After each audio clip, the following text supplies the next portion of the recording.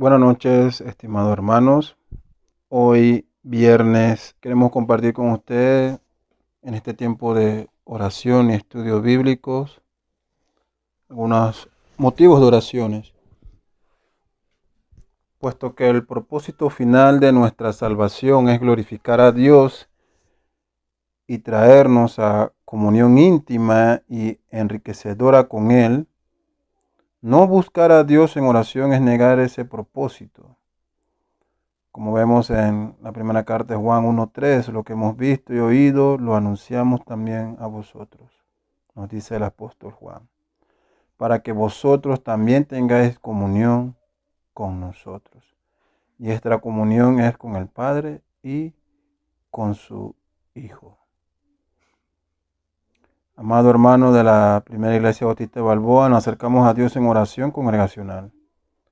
Sabemos por las Escrituras que nuestra comunión con el Padre no es y no podrá ser nunca interrumpida, puesto que el propio Dios ha provisto para su pueblo la oración como medio de gracia, por el cual cada uno de los creyentes de forma personal y también como un cuerpo, como la iglesia, todos juntos, pueden acercarse a Él en oración. Como dice su palabra en Hebreos 4:16, acerquémonos pues confiadamente al trono de la gracia para alcanzar misericordia y hallar gracia para el oportuno socorro. En esta primera parte de los motivos de oraciones, queremos pedirles que esté orando a Dios desde su hogar por los siguientes motivos. Oraciones de gratitud a Dios por su providencia cada día. Pedimos oración a Dios para que nos siga fortaleciendo para perseverar en la fe, que como creyentes pongamos nuestra mirada en Cristo. Oramos a Dios arrepintiéndonos por nuestros pecados. Rogamos a Dios por su misericordia, que nos restaure por el poder de su Santo Espíritu. Pedimos a Dios oración por cada uno de los miembros de la iglesia de Balboa, esta iglesia local, por cada uno de los ancianos que forman parte de esta iglesia, por los hermanos que están pasando por enfermedad, por cada una de las familias, los matrimonios, los jóvenes, los solteros, los niños, aún los más pequeños, los recién nacidos, los infantes. Pedimos a Dios para que Él sea nuestro consuelo en este tiempo, para que perseveremos en comunión fraternal, para que andemos en santidad delante de Él y seamos luz y sal a este mundo en oscuridad.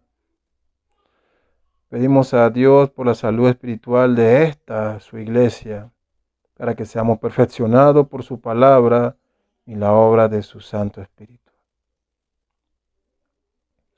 Recordamos a los hermanos que están sin empleo. Sabemos que Dios es nuestra fuente de toda gracia y providencia. Oramos a Dios para que siga derramando su socorro sobre la vida de cada uno de nosotros. Recordamos en oración a cada uno de los pastores y a sus familias. También oramos por las hermanas que están esperando bebé, que están embarazadas, para que el Señor la guarde a ella y a las criaturas que están en sus vientres.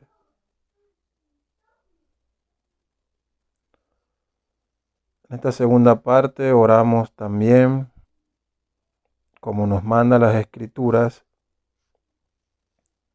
a que pidamos a Dios por nuestras autoridades civiles. 1 Timoteo 2:2 nos dice que oremos por los reyes y por todos los que están en eminencia, para que vivamos quieta y reposadamente en toda piedad y honestidad. Por eso en esta noche pedimos a nuestro Padre, quien es el gobernante de todo, y pedimos a Él, a Dios, por las autoridades civiles de nuestro país que han sido puestas por Él, por el presidente y sus ministros, los diputados, magistrados, jueces y todo aquel que lleva un puesto de autoridad y responsabilidad en este país, para que ellos puedan en primer lugar arrepentirse de sus pecados si no han conocido a Dios y alcanzar salvación, según sea la soberana voluntad de Dios. Y también pedimos para que ellos puedan servir al pueblo con honestidad y sabiduría. Esta tercera parte de nuestro motivo de oraciones, oramos por todos los hombres, como nos manda las Escrituras en 1 Timoteo 2:1. Dice así la palabra de Dios: exhorto ante todo a que se hagan rogativas, oraciones, peticiones y acciones de gracia por todos los hombres. Por eso rogamos a Dios por aquellos que en este momento padecen a causa de la enfermedad, que en medio de esta situación ellos puedan ver su necesidad de un Salvador para sus vidas como una mayor prioridad que sanidad para sus cuerpos. También pedimos a Dios que en esta hora oscura en que vive el mundo, los hombres puedan hacer un alto y ver en todos estos acontecimientos que Él es Dios y que le deben a Él toda la gloria. También pedimos a Dios que destruya todo plan maligno del hombre que actúa con egoísmo y engaño contra sus prójimos.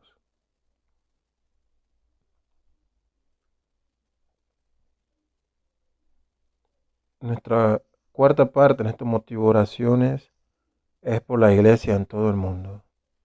Según el Tesalonicenses 1:4 nos dice así: de manera que nosotros mismos hablamos con orgullo de vosotros entre las iglesias de Dios, por vuestra perseverancia y fe en medio de todas las persecuciones y aflicciones que soportáis. Señor, por eso en esta noche, como iglesia, te pedimos por todos tus hijos en todas partes del mundo, por tu iglesia universal, que se encuentra en todo el mundo, para que sean fortalecidos en tu palabra y el poder de tu Espíritu Santo.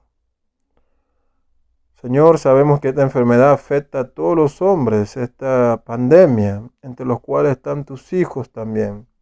Señor, provee consuelo en este tiempo de dolor y pérdida. Tú eres el Dios de toda paz, que nuestra confianza esté puesta en ti. Señor, te pedimos por cada uno de los pastores que tú has puesto al frente de cada una de las iglesias en todo el mundo, para que estos hombres puedan ejercer su labor de guiar, alimentar y cuidar a tu rebaño, a la iglesia que tú has puesto en sus manos. Cada día, Señor, ellos puedan tener este cuidado por tu pueblo, aún más en estos momentos difíciles, Señor. Te pedimos estas cosas. Señor, también te pedimos por aquellos que sufren persecución. Padre, que tu amor los cubra, que en este tiempo de dolor puedan descansar en ti.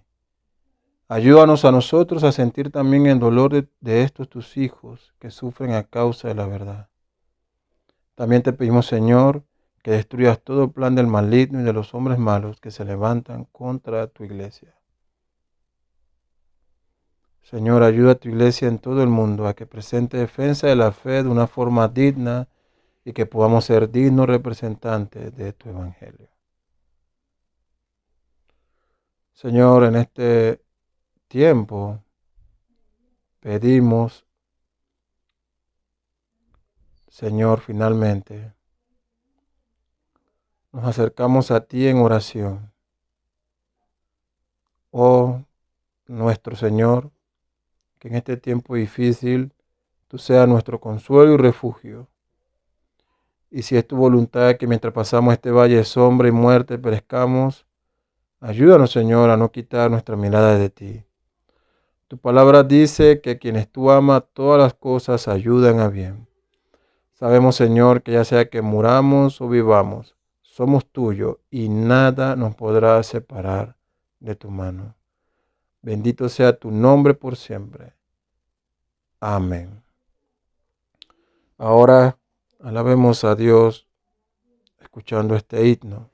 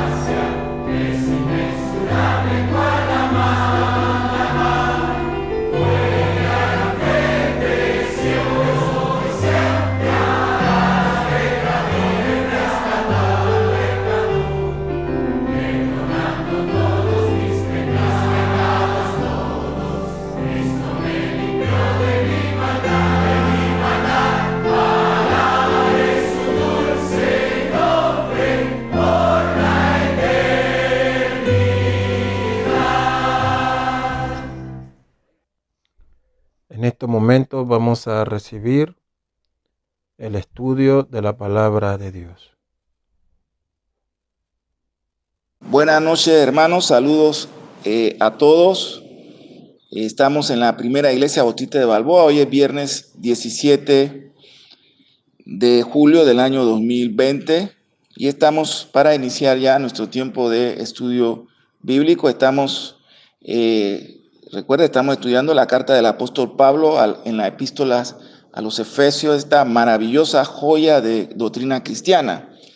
Ya hemos tenido nuestro tiempo de oración dirigida por el pastor Andy Hijo, y estamos ahora entonces para retomar nuestro estudio donde lo dejamos el viernes pasado. Estamos en el capítulo 4. Vamos a tener la lectura de los versos 13 al 16 del capítulo 4 de Efesios, una oración presentándonos delante del Señor, e inmediatamente iniciamos nuestro estudio en esta noche. Escribe Pablo y dice: vamos del verso 12. A fin de perfeccionar a los santos para la obra del ministerio, para la edificación del cuerpo de Cristo.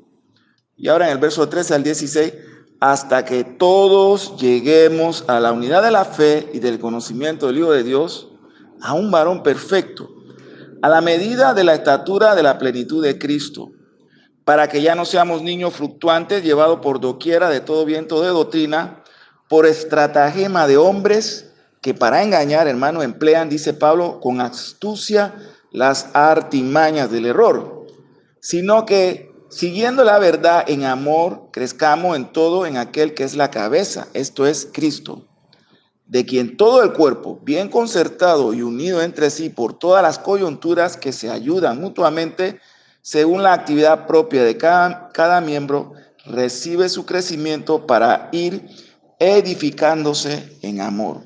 Oremos, hermano. Amado Dios y Padre Celestial, Señor, gracias por esta semana que ya entra en su último día, mañana sábado, pero estamos agradecidos, Señor, en medio de las pruebas, de las aflicciones, incluso algunos hermanos enfrentando quizás enfermedades, otros fallecimientos de conocidos, hasta de parientes. Reconocemos, Señor, que sin ti nada somos y nada podemos hacer. Señor, gracias, porque tú nos llenas de tu misericordia, que son nuevas cada mañana, y nos da la fuerza para poder, Señor, manteniéndonos firmes en Cristo Jesús. Padre, gracias. Te pedimos, Señor, que tú sigas bendiciendo a cada uno de mis hermanos que están en sus hogares en esta noche, Padre. Ellos puedan tener este tiempo de edificación y ser fortalecidos en la fe que es en Cristo Jesús. Padre bueno, todo esto te lo pedimos en el nombre de Cristo Jesús. Amén. Revisábamos un poquito lo que establecimos el viernes pasado en el verso 12 del capítulo 4, cuando Pablo escribe que el propósito de los dones espirituales, hermanos, es el servicio. En el versículo 12 que leímos hace un momento y donde nos detuvimos el viernes pasado, Pablo establece claramente por qué Cristo dio todos estos dones a la iglesia. La nueva versión cristiana dice: para la perfección consumada de los santos, para la obra del ministerio, para la edificación del cuerpo de Cristo. Se advierte que según esta traducción, Cristo tiene propósitos diferentes en mente. Creo que Hamilton Robinson fue el primer comentarista que insistió en que esto era un error. La segunda de estas cláusulas escribió: debe tomarse como subordinadas de la primera y no como coordinada con ella. Bueno, en otras palabras, hermano, la primera coma, a lo que Hamilton Robinson le llamó la coma fatal, que está puesta sin autoridad lingüística, pero con indudable prejuicio eclesiológico. Debe borrarse, decía Hamilton Robinson. Si la dejamos, nos enfrentaremos con un triste resultado, porque entonces el versículo significa que solo los ministros especiales y no todos los santos son llamados a hacer la obra del ministerio y cooperar con la edificación del cuerpo de Cristo. Esta interpretación tiene un sabor aristocrático, es decir, clerical y eclesiástico, que distingue a los santos, la masa, de los oficiales de la iglesia, pudiéramos decir la clase superior. Sin embargo, si se borra la coma, quedan dos propósitos, uno inmediato y el otro mediato, por los cuales Cristo dio dones a su iglesia. Su propósito inmediato era capacitar al pueblo de Dios para la obra del servicio, y su propósito mediato, edificar el cuerpo de Cristo.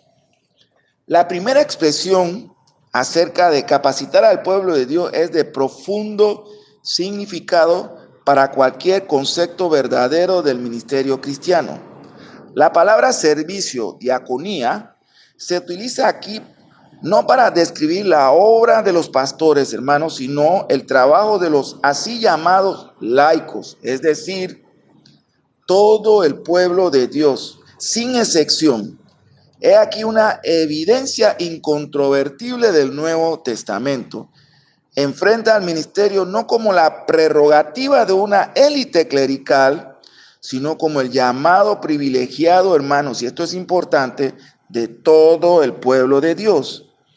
Gracias a Dios que nuestra generación, en esta visión bíblica del ministerio, cada miembro está tomando fuerza en la iglesia, porque es el cuerpo de Cristo a quien Pablo le dirige estas joyas de doctrina eclesiástica. No significa que no haya un ministerio pastoral de carácter especial para los ministros ordenados, sino que establece cuál es su carácter. El concepto del pastor en el Nuevo Testamento no es de una persona que guarda celosamente todo el ministerio en sus propias manos y anula toda iniciativa de los hermanos del resto de la iglesia, no, sino de alguien que ayuda, alienta a todo el pueblo de Dios a descubrir, desarrollar y ejercitar sus dones. Esa es la tarea de los ministros, de los pastores en la iglesia. Animar, alentar para que los hermanos descubran y desarrollen y sobre todo ejerciten todos los dones con que el Espíritu Santo los ha llenado de tal manera que se edifiquen mutuamente como iglesia. Su enseñanza y entrenamiento están dirigidos a este objetivo, hermanos, a capacitar al pueblo de Dios para ser un pueblo que sirve ministrando activamente, pero humildemente de acuerdo con sus dones en un mundo de alienación y de dolor. Por lo tanto, en lugar de monopolizar el mismo ministerio, en realidad duplicamos los ministerios. ¿Qué método de iglesia debemos, por lo tanto, tener en mente? El modelo tradicional es el de la pirámide. ¿Recuerdan esta figura piramidal? Con el pastor posado precariamente en su pináculo, como un pequeño papa en su propia iglesia, mientras que el resto de la congregación está ubicado por debajo en rangos diversos de inferioridad. No, para nada. Es una imagen totalmente antibíblica, hermano, porque el Nuevo Testamento no presenta un solo pastor con un rebaño dócil, sino tanto un ministerio pluralista como un ministerio ejerciendo o ejercido por todos los miembros. ¿No es mucho mejor el modelo del omnibus, donde el pastor maneja todo el tiempo mientras que la congregación representa a los pasajeros dormitando en pacífica seguridad detrás de él? El modelo bíblico, sin embargo, del cuerpo es totalmente diferente, tanto de la pirámide como del autobús. La iglesia es el cuerpo de Cristo y cada miembro tiene una función distinta, hermanos.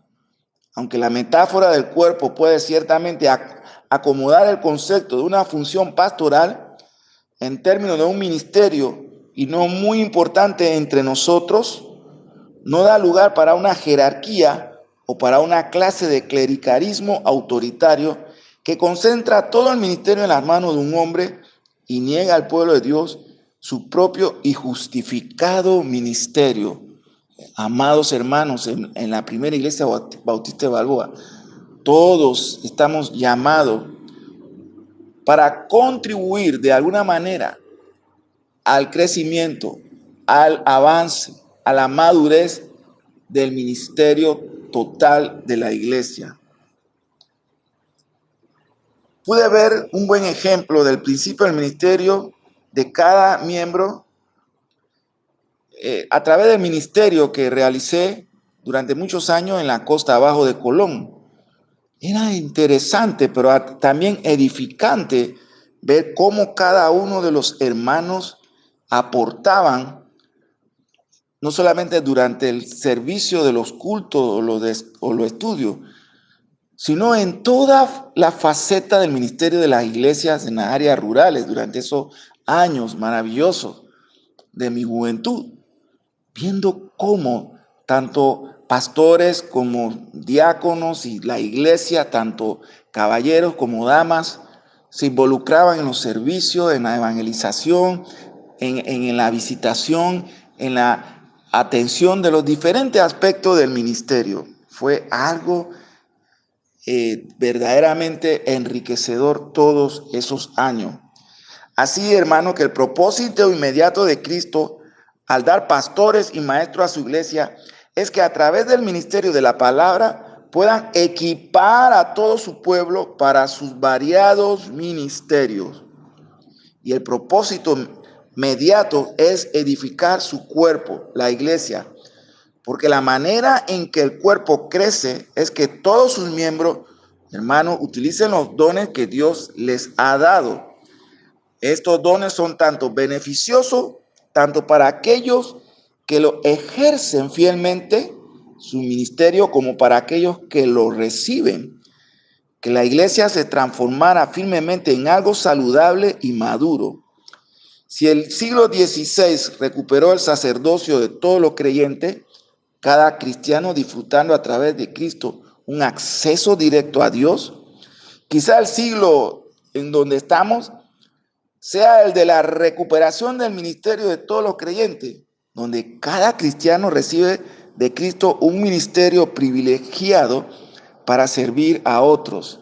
Yo le quiero preguntar a ustedes, hermanos en Balboa, a cada uno de ustedes, si ustedes están poniendo los dones que Dios les ha dado para el servicio, para la edificación, para el crecimiento de la iglesia de Balboa. Hermano, esta es una pregunta importante que usted tiene que hacerse y que usted tiene que responder. Todos los dones espirituales son, por lo tanto, dones de servicio. Este es su propósito. No son dados para que uno lo use de manera egoísta, sino para el servicio a otros. Cada lista del charismata del Nuevo Testamento lo enfatiza. A cada uno se le da una manifestación especial del Espíritu para el bien de los demás. Se desprende que su grado de importancia es elevado. Pablo es bastante claro en que hay algunos más altos o mejores que otros, pero lo explica.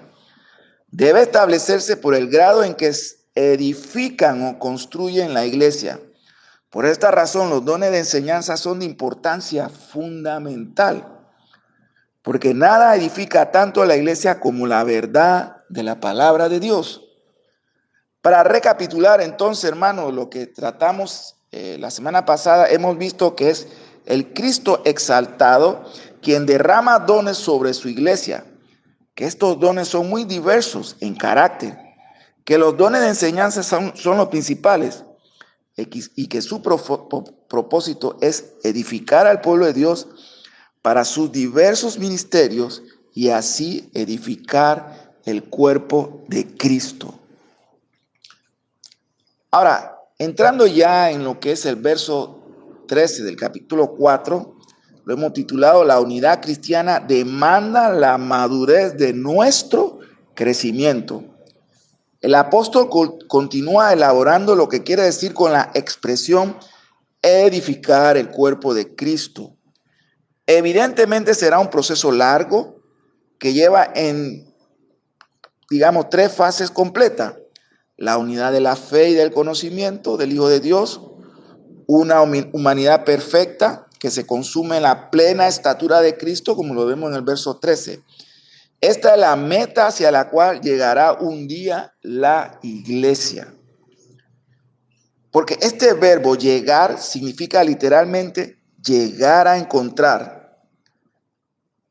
Y porque la primera y la tercera frase se refieren explícitamente al Señor Jesús, Hijo de Dios y Cristo, el comentarista bíblico Marcus Barth interpreta la segunda como la humanidad perfecta. Como refiriéndose también a él, lo traduce como el hombre perfecto y pinta a la iglesia como la novia de Cristo que en festiva procesión de alegría va al encuentro con su novio con su llegada triunfal. Es una reconstrucción atractiva, hermanos, y por cierto está de acuerdo con la imagen del esposo y de la esposa, como lo vamos a ver más adelante en el capítulo 5, entre los versos 25 y 27. Por otro lado, resulta algo forzado, ya que aquello a que debemos llegar o debemos encontrar no es simplemente el Hijo de Dios, sino la unidad de la fe y del conocimiento del Hijo de Dios, no simplemente Cristo, sino la plena estatura de Cristo. En otra palabra, la meta de la iglesia no es Cristo, sino su propia madurez en unidad, que viene del conocimiento, de la confianza y del crecimiento en Cristo. Hagamos un alto para notar que la unidad de la iglesia, aunque en un sentido ya ha sido y es inviolable, sin embargo, en otro sentido necesita, hermanos, ser mantenida. Lo vemos en el verso 3. Todos nosotros aquí en la iglesia de Balboa, toda la congregación, todo el pueblo que se congrega aquí, el pueblo de Dios, somos responsables de mantener la unidad. Esto es algo a lo cual tenemos que llegar. Lo vemos ahora en el verso 13. Ambos verbos son sorprendentes. Si la unidad ya existe como don, ¿de qué manera puede obtenerse como meta? Probablemente necesitamos responder que así como la unidad necesita mantenerse visiblemente, también necesita alcanzarse completamente. Porque hay grado de unidad, así como hay grado de santidad. Y la unidad a la que debemos llegar un día es esa unidad completa que hará posible una fe completa y un conocimiento del Hijo de Dios completo. Esta expresión efectivamente deja de lado el argumento de que la unidad puede crecer sin fe o conocimiento cristiano. Mucho cuidado. Por el contrario, precisamente cuando más conocimiento cristiano, más crecemos y conocemos y confiamos en el Hijo de Dios. Más crecemos en la clase de unidad de unos con los otros que nuestro Señor desea. Y esa madurez y ese conocimiento solamente lo podemos encontrar cuando vamos a la fuente, hermano, a las santas escrituras. A esta unidad completa también Pablo le llama unidad perfecta, el varón perfecto, de acuerdo a la Reina Valera revisada. Algunos interpretan esto en el sentido de que cada cristiano crece individualmente hasta la madurez en Cristo, lo cual, por cierto, es un concepto del Nuevo Testamento.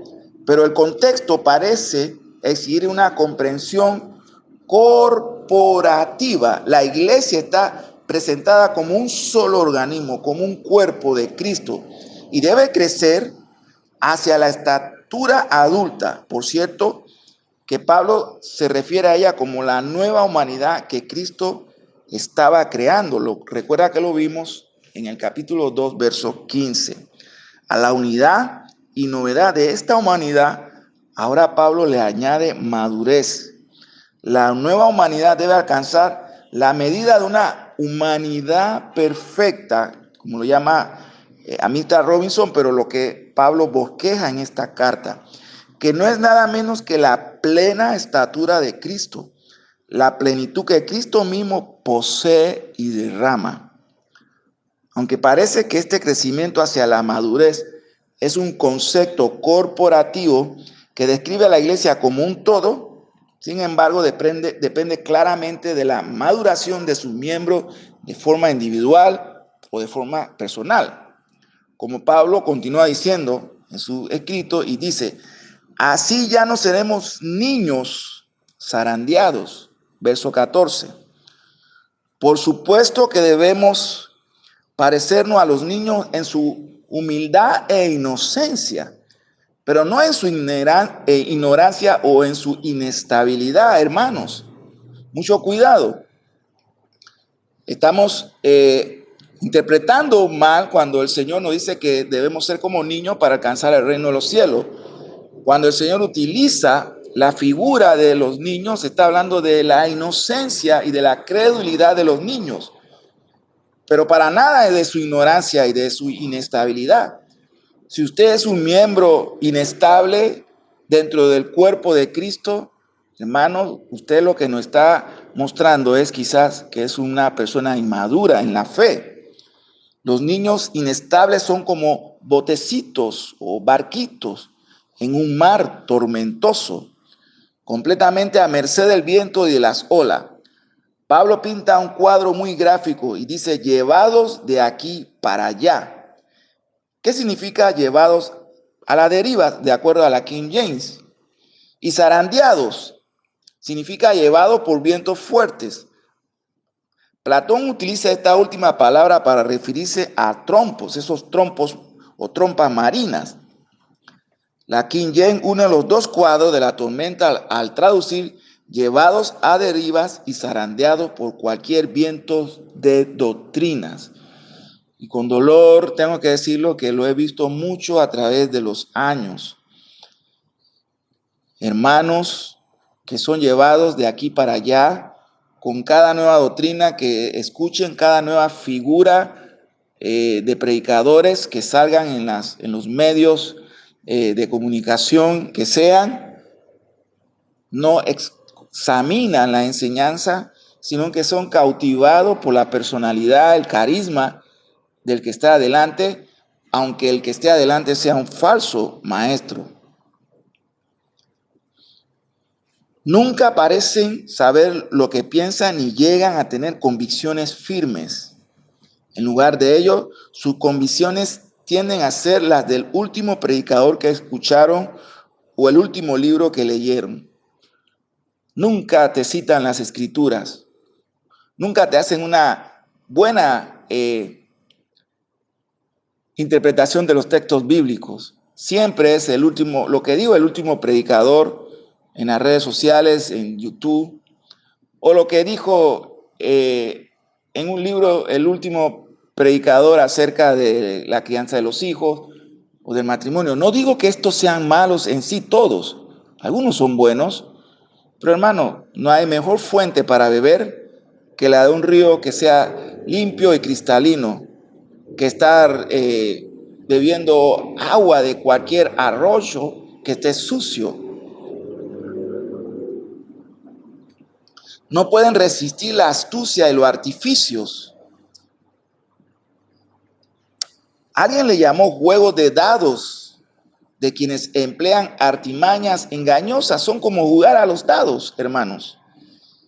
Viendo que la suerte nos diga, no, hermano, para eso el Señor, para eso nuestro Dios nos ha dejado la Biblia. Haga un estudio del Salmo 119 en las Escrituras, en los libros de los Salmos. Lámpara es a mis pies tu palabra y lumbrera en mi camino. No debemos buscar en estos versículos una instrucción inspirada acerca de la anatomía y la fisiología humana. La intención del apóstol Pablo en estos versículos no es enseñarnos cómo funciona el cuerpo humano, sino cómo crece el cuerpo de Cristo. Es cierto que utiliza algunos términos empleados por los antiguos médicos griegos como Hipócrates y Galeno. Casi podemos imaginarnos consultando al querido médico de cuya presencia nos habla en la epístola que es compañera de esta carta de Efesios, me refiero a la epístola de los Colosenses, antes de atreverse a usar el lenguaje técnico de los ligamentos que unen el cuerpo humano. Pablo hace el énfasis, lo coloca en el concepto de cabeza en la cual debemos crecer todos en la iglesia, como lo vemos en el verso 15, y desde el cual el cuerpo crece según la actividad propia de cada miembro. Marcus Vaz nuevamente presenta claramente en su traducción este enfoque de la atención sobre la iniciativa y la obra de la cabeza, que es Cristo. Él está obrando, Cristo está actuando, arreglando y uniendo a todo el cuerpo, lo alimenta a través de cada contacto, según la necesidad de cada parte en particular. Capacita al cuerpo para que crezca por sí mismo a fin de que se edifique en amor. Si ahora dejamos de lado la metáfora del cuerpo y preguntamos exactamente cómo crece la iglesia hacia la madurez, Pablo tiene su respuesta preparada. Crece por la verdad y crece por el amor. Si dejamos que la fuerte ráfaga de falsa enseñanza nos lance uno y a otro lado, estaremos condenándonos a nosotros mismos y a la iglesia a una inmadurez perpetua, como lo llamó el doctor John Stott. Y esto lo vemos en el verso 14. En lugar de eso, lo que necesitamos es la verdad. Siempre que la vivamos con amor, como lo dice Pablo nuevamente en el verso 15. Porque es en amor que la iglesia crece y se edifica a sí misma. Verso 16. Lo que Pablo pide es una equilibrada combinación de ambos. El verbo griego traducido por algunas versiones como hablando la verdad en amor, por ejemplo, no hace referencia alguna al lenguaje. Literalmente significa plasmar la verdad en amor e incluye las nociones de mantener viva y hacer la verdad. Gracias a Dios, hay en la iglesia contemporánea algunos que están decididos a defender y mantener la verdad revelada de Dios a cualquier precio. Y ese debe ser la mentalidad y la acción de cada miembro en el cuerpo de Cristo. No solamente defender, sino mantener la verdad revelada. No importa el precio que tengamos que pagar. Allí donde crecen, husmean una herejía, comienzan a frungir la nariz, a contraer los músculos y a dejar que el fulgor de la lucha encienda sus ojos. Porque las herejías la detecta una iglesia que está educada en las sanas doctrinas del evangelio. Si los pastores trabajamos diligentemente por educar bíblicamente a la iglesia, para afirmarla en la sana doctrina, ellos podrán rápidamente diferenciar lo que es una enseñanza con fundamento bíblico de lo que es una herejía, y ellos sabrán actuar porque se les ha enseñado en la palabra de Dios. Permítame ahora ya hacer nuestra conclusión en esta noche. Aquí está pues la versión de Pablo para la iglesia, hermanos. La nueva sociedad de Dios debe desplegar amor, unidad, diversidad, madurez creciente. Estas son las características de una vida digna, hermanos, del llamamiento que han recibido de Dios y que el apóstol Pablo nos pide que llevemos, como lo vimos en el verso 1. Cuanto más compartamos, hermanos, las perspectivas de Pablo, más profundamente sentiremos el descontento con el estatus eclesiástico que vemos en muchos movimientos hoy donde encontramos falsos maestros, falsos patriarcas y un liderazgo como presentándose ante su congregación como una élite exclusiva y no un ministerio pastoral o de ancianos que están claros en que su llamado es a ser siervo del Señor, sirviendo a las ovejas del Señor. Algunos son demasiado conservadores, sabemos, demasiado complacientes, lo sabemos, demasiado dispuestos a dejarnos estar y resistir el cambio. Hay que tener cuidado también con los extremos. Otros son, sí, demasiado radicales y quieren acabar totalmente con la institución. En lugar de ello, necesitamos comprender, hermanos, más claramente la clase de la nueva sociedad que Dios quiere que sea su iglesia. Entonces, no podremos contentarnos con las cosas como están, ni con soluciones parciales, sino que oraremos y trabajaremos para la renovación total de la iglesia. Cuando hablamos de renovación total, nos referimos volviendo a las doctrinas olvidadas, a los fundamentos, a los rudimentos de la fe. Algunos buscan principalmente estructura de unión, pero no parecen tener una preocupación similar para que la iglesia llegue a ser una verdadera comunidad que se preocupa, signada por la unidad, la mansedumbre, la paciencia, la tolerancia y el amor. La primera preocupación de Pablo no son las estructuras, hermanos. Comienza y termina con el amor. Lo podemos ver en capítulo 2 del verso 16. Así que, hermanos, trabajemos para que esta iglesia de Balboa, además de ser una iglesia que tiene un conocimiento sano de las Escrituras, sea una iglesia que vive y evidencia el amor a Dios y el amor los unos por los otros. Que el Señor me los bendiga muy ricamente. Padre, gracias te damos en esta noche por la oportunidad que nos das de poder revisar tu palabra y sobre todo esta maravillosa carta de Pablo a los Efesios, donde tú nos hablas acerca de nosotros, tu cuerpo, la iglesia, y nos dice qué quieres y qué espera de nosotros. Padre, gracias en el nombre de Jesús. Amén.